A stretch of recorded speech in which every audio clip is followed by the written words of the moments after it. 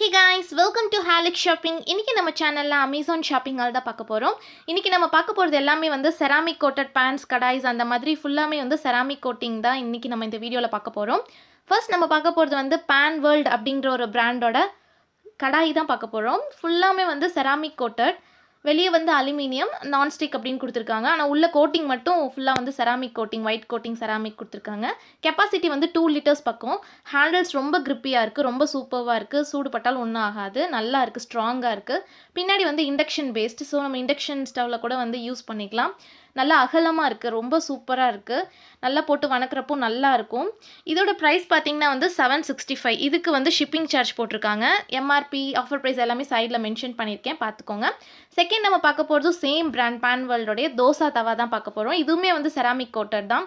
இது யூஸ் பண்ணா தான் தெரியும் இது எப்படி வருதுன்னு. நிறைய செராமிக்ல வந்து தோசை வராது. ஆனா இது எப்படி வருதுன்னு தெரியல.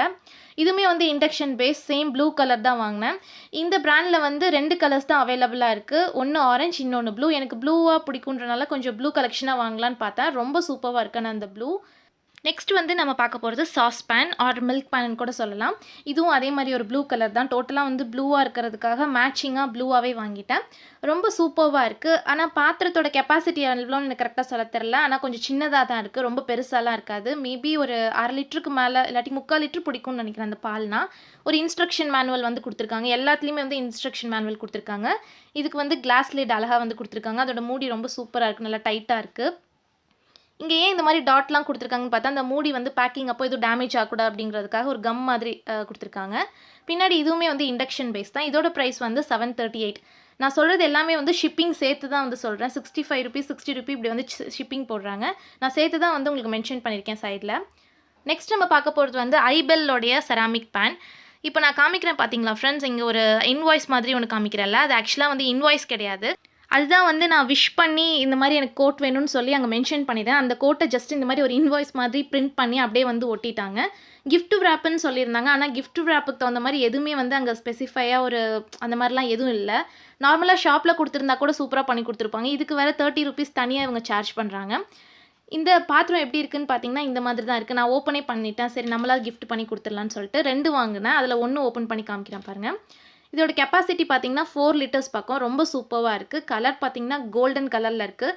இந்த பிராண்டில் இந்த ஒரே கலர் தான் வந்து அவைலபிளாக இருக்குது. ஆனால் ரொம்ப ஸ்டைலாக இருக்குது. இந்த மாதிரி ஃபுல்லாக வந்து பபிள் ரேப் பண்ணி கொடுத்துருந்தாங்க. நல்ல க்ளீனான பேக்கிங் தான் கொடுத்துருந்தாங்க. சூப்பராக வந்து அப்படியே கோல்டு கலரில் மின்னுது அப்படியே அந்த இதுவே. கிளாஸ் லெட்டு வந்து இதுக்கு தகுந்த மாதிரி கொடுத்துருக்காங்க.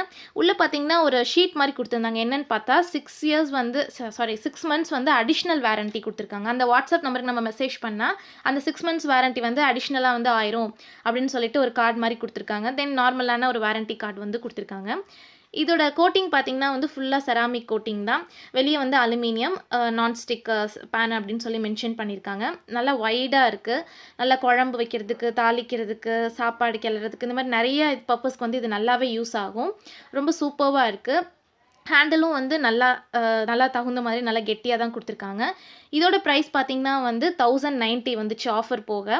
42% ஆஃபரில் போட்டிருந்தாங்க. நான் காமிக்கிறது நிறையா வந்து ஆஃபர்ஸில் இருந்தது.